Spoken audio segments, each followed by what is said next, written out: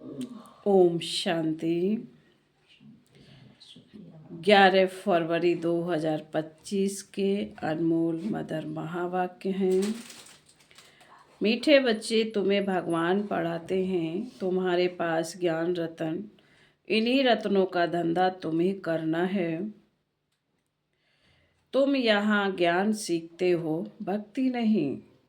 प्रश्न है, मनुष्य ड्रामा की किस वंडरफुल नूंद को भगवान की लीला समझ उसकी बड़ाई करते हैं? उत्तर, जो जिसमें भावना रखते हैं उन्हें उनका साक्षात्कार हो जाता है।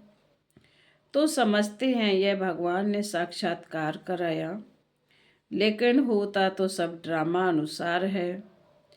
एक ओर भगवान की बड़ाई करते, दूसरी ओर सर्वव्यापी कहकर गिलानी कह देते हैं। ओम शांति। भगवान वाच, बच्चों को यह तो समझाया हुआ है कि मनुष्यों को व देवता को भगवान नहीं कहा जाता है। गाते भी हैं ब्रह्मा देवताय नमः, विष्णु देवताय नमः, शंकर देवताय नमः। फिर कहा जाता है शिव परमात्माय नमः। यह भी तुम जानते हो, शिव को अपना शरीर नहीं है। मूल वतन में शिव बाबा और सालिग्राम रहते हैं। बच्चे जानते हैं कि अभी हम आत्माओं को बाप पढ़ा रहे हैं, और जो भी सत्संग है वास्तव में वह कोई सत्य का संग है नहीं। बाप कहते हैं वह तो माया का संग है। वहाँ ऐसे कोई नहीं समझेंगे कि हमको भगवान पढ़ाते हैं। गीता भी सुनेंगे तो श्री कृष्ण भगवान वाच्य समझेंगे।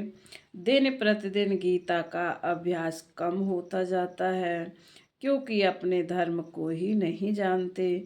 श्री कृष्ण के साथ तो सभी का प्यार है, श्री कृष्ण को ही झुलाते हैं। अब तुम समझते हो, हम झुलाएंगे किसको? बच्चे को झुलाया जाता है, बाप को तो झुला ना सकें। तुम शिव बाबा को झुलाएंगे, वह बालक तो बनते नहीं, पुनर्जन्म में आते नहीं।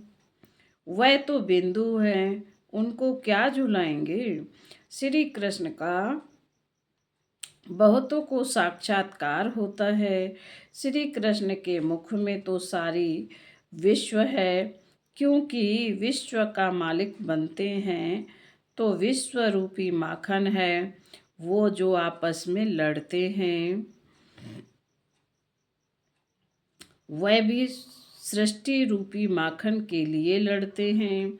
समझते हम जीत पा लेंगे। श्री कृष्ण के मुख में माखन का गोला दिखाते हैं।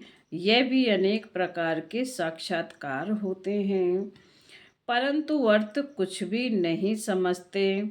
यहाँ तुमको साक्षात्कार का अर्थ समझाया जाता है। मनुष्य समझते हैं हमको भगवान साक्षात्कार कराते हैं। यह भी बाप समझाते हैं। जिसको याद करते हैं, समझो कोई श्री कृष्ण की नौधा भक्ति करते हैं तो अल्पकाल के लिए उनकी मनोकामना पूरी होती है। यह भी ड्रामा में नूंद है।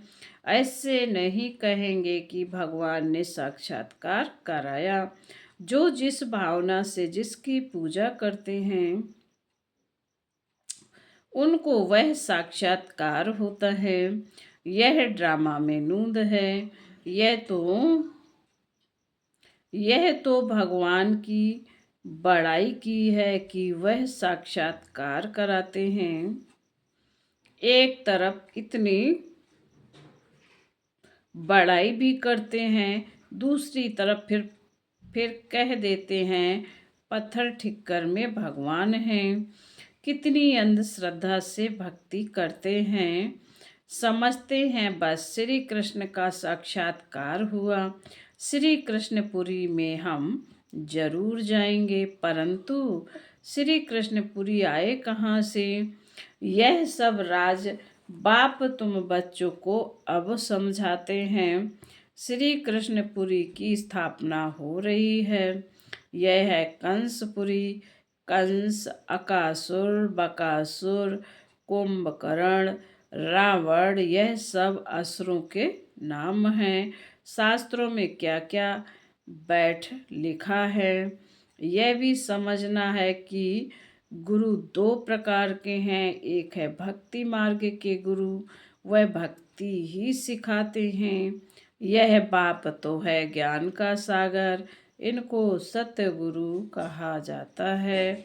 यह कभी भक्ति नहीं सिखलाते, ज्ञान ही सिखलाते हैं। मनुष्य तो भक्ति में कितना खुश होते हैं, झांझ बजाते हैं। बनारस में तुम देखेंगे सब देवताओं के मंदिर बना दिए हैं। यह सब है भक्ति मार्ग की दुकानदारी। भक्ति का धंधा तुम बच्चों का धंधा है ज्ञान रत्नों का, इनको भी व्यापार कहा जाता है। बाप भी रत्नों का व्यापारी है। तुम समझते हो यह रतन कौन से हैं? इन बातों को समझेंगे वही जिन्होंने कल्प पहले समझा है, दूसरे समझेंगे नहीं। जो भी बड़े बड़े हैं वह पिछाड़ी में आकर समझेंगे। कन्वर्ट भी हुए हैं ना। एक राजा जनक की कथा सुनाते हैं। जनक फिर अनुजनक बना। जैसे कोई का नाम श्री कृष्ण है तो कहेंगे तुम अनुदेवी श्री कृष्ण बनेंगे। कहाँ वह सर्वगुण संपन्न श्री कृष्ण, कहाँ यह कोई का लक्ष्मी नाम है और इन लक्ष्मी नारायण के आगे जाकर महिमा गाते हैं। यह थोड़े ही समझती कि इनमें और हमारे में फर्क क्यों हुआ है। अभी तुम बच्चों को नॉलेज मिली है यह सृष्टि चक्र कैसे फिरता है। तुम ही 84 जन्म लेंगे।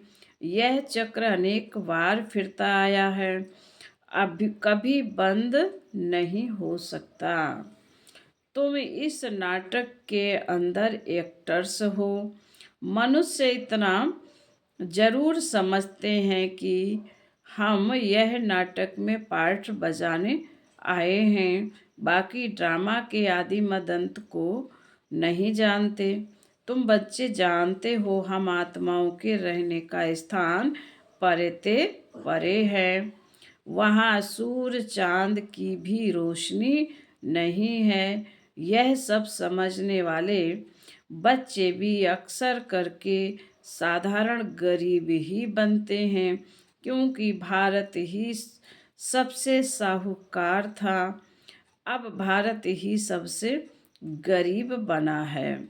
सारा खेल भारत पर है। भारत जैसा पान भारत जैसा पावन खंड और कोई होता नहीं। पावन दुनिया में पावन खंड होता है और कोई खंड वहाँ होता ही नहीं। बाबा ने समझाया है यह सारी दुनिया एक बेहद का आइलैंड है, जैसे लंका टापू है। दिखाते हैं रावण लंका में रहता था। अभी तुम समझते हो रावण का राज तो सारी बेहद की लंका पर है। यह सारी सृष्टि समुद्र पर खड़ी है। यह टापू है, इस पर रावण का राज्य है। यह सब सीताएं रावण की जेल में हैं। उन्होंने तो हद की कथाएं बना दी हैं। यह सारी बेहद की बात बेहद का नाटक है। उसमें ही फिर छोटे छोटे नाटक बैठ बनाए हैं। यह वाइस्कोप आदि भी अभी बने हैं, तो बाप को भी समझाने में सहज होता है। बेहद का ड्रामा बेहद का सारा ड्रामा तुम बच्चों की बुद्धि में है। मूल वतन, सूक्ष्म वतन और किसी की बुद्धि में हो ना सके। तुम जानते हो, हम आत्माएं मूल वतन की रहवासी हैं। देवताएं हैं सूक्ष्म वतनवासी। उनको फरिश्ता भी कहते हैं। वहाँ हड्डी मांस का पिंजड़ा होता नहीं। यह सूक्ष्म वतन का पार्ट भी थोड़े समय के लिए है। अभी तुम आते जाते हो, फिर कभी नहीं जाएंगे। तुम आत्माएं जब मूल वतन से आती हो तो वाया सूक्ष्म वतन में नहीं आती हो, सीधी आती हो।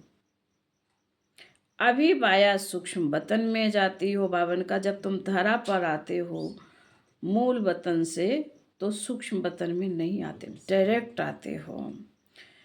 बाबा ने कहा, अभी सूक्ष्म वतन का पार्ट है। यह सब राज बच्चों को समझाते हैं। बाप जानते हैं कि हम आत्माओं को समझा रहे हैं। साधु संत आदि कोई भी इन बातों को नहीं जानते हैं। वह कभी ऐसी बात कर न सकें। बाप ही बच्चों से बात करते हैं। आर्गन से बिगड़ तो बात कर न सकें। कहते हैं, मैं इस शरीर का आधार ले तुम बच्चों को पढ़ाता हूँ। तुम बच्चों की दृष्टि भी बाप तरफ चली जाती है। यह है सब नई बातें। निराकार बाप, उनका नाम है शिव बाबा।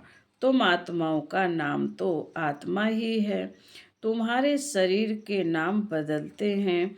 मनुष्य कहते हैं परमात्मा नाम रूप से न्यारा है, परंतु नाम तो शिव कहते हैं ना। शिव की पूजा भी करते हैं। समझते एक हैं, करते दूसरा हैं। अभी तुम बाप के नाम रूप देश काल को भी समझ गए हो। तुम जानते हो कोई भी चीज नाम रूप के बिगर नहीं हो सकती है। यह भी बड़ी सूक्ष्म समझने की बात है। बाप समझाते हैं, गायन भी है। सेकंड में जीवन मुक्ति, अर्थात मनुष्य नर से नारायण बन सकते हैं। जबकि बाप हेवनली गॉड फादर है। हम उनके बच्चे बने हैं तो भी स्वर्ग के मालिक ठहरे, परंतु यह भी समझते नहीं। बाप कहते हैं, बच्चे तुम्हारी एम ऑब्जेक्ट ही यह है, नर से नारायण बनना। राजयोग है ना, बहुतों को चतुर्भुज का साक्षात्कार होता है। इससे सिद्ध है विष्णुपुरी के हम मालिक बनने वाले हैं। तुमको मालूम है स्वर्ग में भी लक्ष्मी नारायण के तख्त के पिछाड़ी विष्णु का चित्र रखते हैं, अर्थात विष्णुपुरी में इन्हों का राज्य है। यह लक्ष्मी नारायण विष्णुपुरी के मालिक हैं। वह है श्री कृष्णपुरी, यह है कंसपुरी। ड्रामानुसार यह भी नाम रखे हुए हैं। बाप समझाते हैं, मेरा रूप बहुत सूक्ष्म है, कोई भी जान नहीं सकते। कहते हैं कि आत्मा एक स्टार है, परंतु फिर लिंग बना देते हैं। नहीं तो पूजा कैसे हो। रुद्र यज्ञ रचते हैं तो अंगुष्ठे मिसल शालिग्राम बनाते हैं। दूसरी तरफ उनको अजब सितारा कहते हैं। आत्मा को देखने की बहुत कोशिश करते हैं, परंतु कोई भी देख नहीं सकते। रामकृष्ण विवेकानंद का भी दिखाते हैं ना। उसने देखा आत्मा उनसे निकल मेरे में समा गई। अब उनको किसका साक्षात्कार होगा। आत्मा और परमात्मा का रूप तो एक ही है। बिंदी देखा, समझते कुछ नहीं। आत्मा का साक्षात्कार तो कोई चाहते नहीं। चाहना रखते हैं कि परमात्मा का साक्षात्कार करें।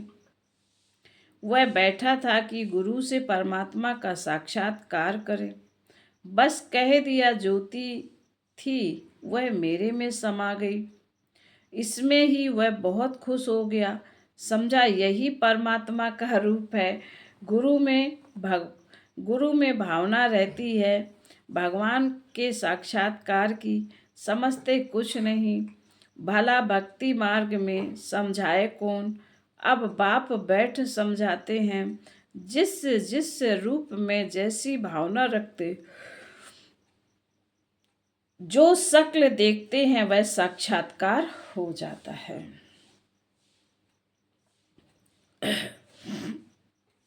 जैसे गणेश की बहुत पूजा करते हैं तो उनका चैतन्य रूप में साक्षात्कार हो जाता है, नहीं तो उनको निश्चय कैसे हो।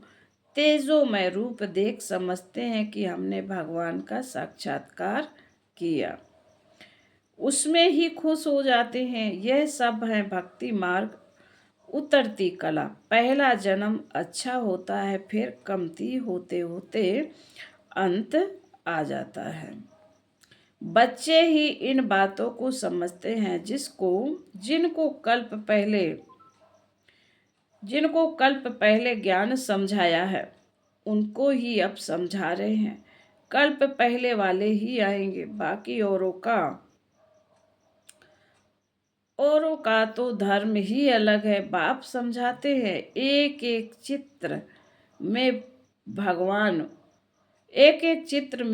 भगवान वाचु लिख दो। बड़ा युक्ति से समझाना होता है। भगवान वाचु है, भगवान वाच्य है ना। यादव, कौरव और पांडव क्या करत भय, उनका यह चित्र है। पूछो, तुम बताओ, अपने बाप को जानते हो? नहीं जानते हो तो गोया बाप से प्रीत नहीं है, तो विपरीत बुद्धि ठहरे। बाप से प्रीत नहीं तो विनाश हो जाएगा।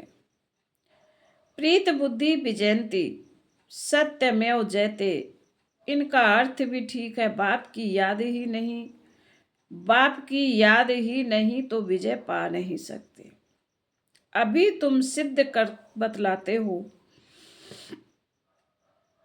गीता शिव भगवान ने गाई है, गीता शिव भगवान ने सुनाई है, उसने ही राजयोग सिखलाया ब्रह्मा द्वारा। यह तो श्री कृष्ण भगवान की गीता समझकर कसम उठाते हैं।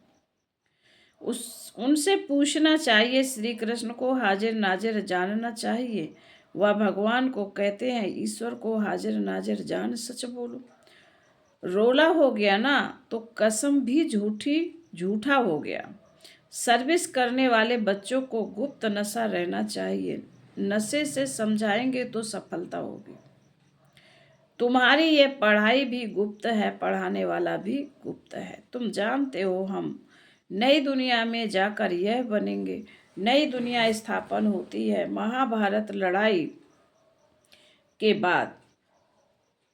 बच्चों को अब नॉलेज मिली है, वह भी नंबर वार धारण करते हैं। योग में भी नंबर वार रहते हैं। यह भी जांच रखनी चाहिए हम कितना याद में रहते हैं। बाप कहते हैं, यह अभी तुम्हारा पुरुषार्थ भविष्य 21 जन्मों के लिए हो जाएगा। अभी फेल हुए तो कल्पांतर फेल होते रहेंगे, ऊंच पद नहीं पा सकेंगे। पुरुषार्थ करना चाहिए ऊंच पद पाने का। ऐसे भी कई सेंटर्स पर आते हैं जो विकार में जाते रहते फिर सेंटर्स पर आते रहते हैं। देखो बाबा पकड़ रहे हैं। समझते हैं ईश्वर तो सब देखता है, जानता है। अब बाप को क्या पड़ी है जो यह बैठ देखेगा। तुम झूठ बोलेंगे, विकर्म करेंगे तो अपना ही नुकसान करेंगे। यह तो तुम भी समझते हो। काला मुख करता हूं तो ऊंच पद नहीं पा सकूंगा। सो बाप ने जाना तो भी बात तो एक ही हुई। उनको क्या दरकार पड़ी है, अपनी दिल खानी चाहिए। मैं ऐसा कर्म करने से दुर्गति को पाऊंगा। बाबा क्यों बतावे? हाँ, ड्रामा में है तो बतलाते भी हैं। बाबा से छिपाना गोया अपनी सत्यानाश करना। पावन बनने के लिए बाप को याद करना है। तुमको यही फुरना रहना चाहिए कि हम अच्छी रीति पढ़कर ऊंच पद पावे। कोई मरा व जिया उनका फुरना नहीं, फुरना यानी फिक्र रखना है कि बाप से वर्षा कैसे लेवे। तो किसी को भी थोड़े में समझ आना है कि बाबा कहते तो किसी को भी थोड़े में समझाना है। फिर बाबा बोले अच्छा, मीठे मीठे शिकील दे बच्चों प्रति माता पिता बाप दादा का याद प्यार और गुड मॉर्निंग। रूहानी बाप की रूहानी बच्चों को नमस्ते। हम रूहानी बच्चों की रूहानी माता पिता बाप दादा को याद प्यार गुड मॉर्निंग और नमस्ते नमस्ते नमस्ते। ओम शांति।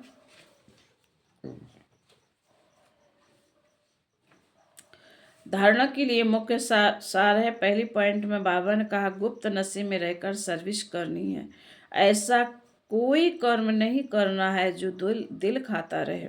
अपनी जांच करनी है कि हम कितना याद में रहते हैं। नंबर 2, सदा यही फिक्र रहे कि हम अच्छी रीति पढ़कर फिर पद पाएं।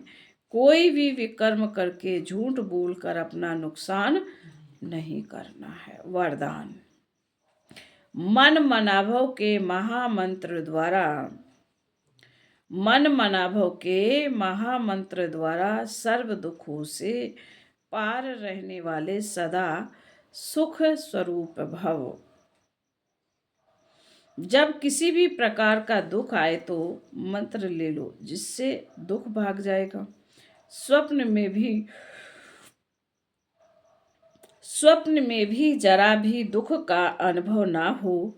तन बीमार हो जाए, धन नीचे ऊपर हो जाए, कुछ भी हो, लेकिन दुख की लहर अंदर नहीं आनी चाहिए। जैसे सागर में लहरें आती है और चली जाती हैं, लेकिन जिन्हें उन लहरों में लहराना आता है वह उसमें सुख का अनुभव करते हैं। लहर को जंप देकर ऐसे क्रॉस करते हैं जैसे खेल कर रहे हैं। तो सागर के बच्चे सुख स्वरूप हो, दुख की लहर भी ना आए। स्लोगन। हर संकल्प में दृढ़ता की विशेषता को प्रैक्टिकल में लाओ तो प्रत्यक्षता हो जाएगी।